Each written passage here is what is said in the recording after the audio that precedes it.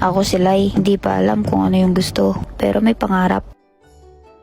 At dahil hindi ako nakapunta ngayong taon sa Taipei 101, throwback muna tayo nung 2023. Narealize ko lang, unang araw pa lang ng 2023, pero ayan, ang fog na.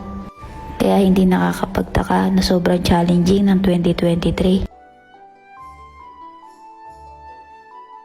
So ayan guys, share ko lang sa inyo na yung Taipei 101, sinimulan siyang buuin 1999. Tapos natapos siya nung 2004. Biruin mo, 6 na taon yung ginugol para magkaroon sila ng hindi lang isa sa pinakamataas kundi isa sa pinakamatibay na building.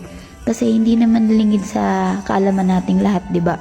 Prone yung Taiwan sa mga lindol. Pero kahit anong lakas ng lindol lang nagdaan, nananatili pa rin nakatayo ang Taipei 101. Hindi biro ang 6 na taon na pagbibuild ng isang matibay at konkretong building tulad ng Taipei 101. Madaming hirap, dugo, pawis, utak, oras, pera ang ibinigay para magkaroon ng ganyang building. Kaya ikaw, kung nagsisimula ka palang buuin yung mga pangarap mo at feeling mo failure ka, hindi ka umuusad, baka feeling mo lang yun. Kung nahihirapan ka man, kung umiyak ka man, nang hina, nawalan ng pag-asa sa nagdaang taon, huwag mo din kalimutan paano ka umusad, kung paano ka napangiti, kung paano ka pinalakas at kung paano mo ginustong magkaroon ng pag-asa. Hindi porkit nagbago ang taon, required magbago din tayo ng buong pagkatao. Baguhin mo lang yung mga bagay na pwedeng ikaangat at ikahusay mo. At patuloy mong paunlarin ang mga bagay na sa tingin mo makakatulong sa'yo. I-apply sana natin ngayong taon lahat ng nalaman natin upang lalo tayong tumatag at tumibay. Sa totoo lang, lipana na sa social media ngayon ang mga inspirational or motivational videos. Dumami man yan ng dumami, isave man natin yan ng isave sa phone natin. Kung hindi man natin na i-apply sa buhay, nonsense din.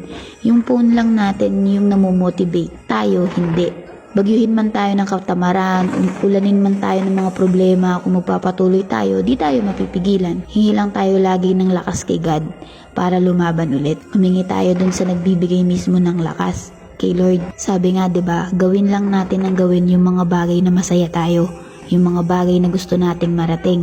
Lahat ng may pinagdadaanan may nararating, kaya ikaw, huwag mong isiping malayo ka pa. Malayo ka na, may nagawa ka na. Kaya hakbang lang, tiwala at dasal. Ang pag-usad ng maliit ay mananatiling pag-usad pa rin.